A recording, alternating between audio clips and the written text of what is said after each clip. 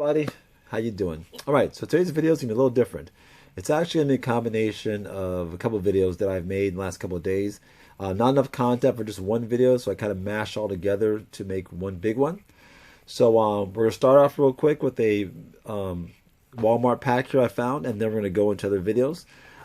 This pack, the reason I want to kind of highlight this pack is because this one here is gonna be pretty easy for me to open because this one is a little jacked up. Now, I thought originally that maybe someone at the store was digging through them and cutting open the packs, but I looked real closely and I noticed that it looks like the machine just kind of missed the machine they used at the the manufacturer to shrink wrap these just kind of was off a little bit. So these just weren't packaged well, and there's a bunch of them like this. Good and bad about it is that I can already tell you what was in half those books because, those packs, because you can see them because the plastic was off of them. I don't know what kind of condition they are on the inside. That's the only thing. And of course on this one here, I dropped the damn thing on the way up the stairs. So, I don't know if I really made it even worse. But I went in and grabbed it anyway because this one here, I'm not gonna lie to you, I can tell right away had a ruby in it because it's just, you see, just like this. Okay, so I picked it up anyway. So I'm going to go and open it, and hopefully that RWBY is not in too bad a shape. And then from here, we'll go into the videos. Okay, let's just take a look. So like I said, it's already pretty much opened already. So even though I have dull scissors and dull blades, I'll just cut this bad boy open. Yeah, like I said, there was a whole bunch of them that were like this. So I guess they just got a bad batch. I was looking at some of the newer ones, DC ones, because I've been dying to get a foil copy of that Supergirl, and I cannot get one. I've tried. Hell, I was in, Tennessee, and I couldn't find one. So all you guys out there got those foil Supergirls, any other foil issue, you guys are killing it. Me, not so much. All right, our Superboy, of course. It didn't too much damage to it, but let's see. All right, here we go. Like I said, you can see it right in the pack. And the location I was at, there was a lot of books, but nothing that I needed. A lot of doubles. And not a very high comic book area, I guess. Not in bad shape. Little bit of a tick there. But not bad. Not a bad looking book. All right. This one, this probably happened when I dropped it. Like I really messed that up there. That Suicide Squad. And then, of course, one more Fortnite, which I'm going to give my nephew. He loves him some Fortnite. So great. I got a little present for him. All right, cool. So, another RWBY. I got a ton of them now, it looks like, which is great. So, let's go from here, roll into the videos, and I will talk to you guys on the other side. All right, let's take a look at this. I want to show you guys something kind of cool. This book is from 1982. All right, look at that. Look at that. Wolverine in all his brown glory. Okay. All right, so we go in the middle of this book here. You're going to see this is a order form for Mile High Comics. Okay, or order page, I guess I should say. Thought this was kind of cool. All right, so let's see if I can see it real quick here. All right, so let's look at some of these titles. Of course, they have all these titles and with how much they are if you want to order them. Okay, so Godzilla #1, for instance. You can order for Mile High at $1.25, $1.25. Now here's the cool thing. Howard the Duck, #1, $12. Now this is 1982, so that's a pretty good penny for a comic book. $12 for a comic book is a lot of money. Hell, it's a lot of money now for a comic book. $12, okay, for Howard the Duck. $12. Now let's look at Hulk. Hulk 102. Here we go. Hulk 180 is $8, and Hulk 181 is $12. So Hulk 181 and Howard the Duck in 1982 were worth the same exact amount of money, $12.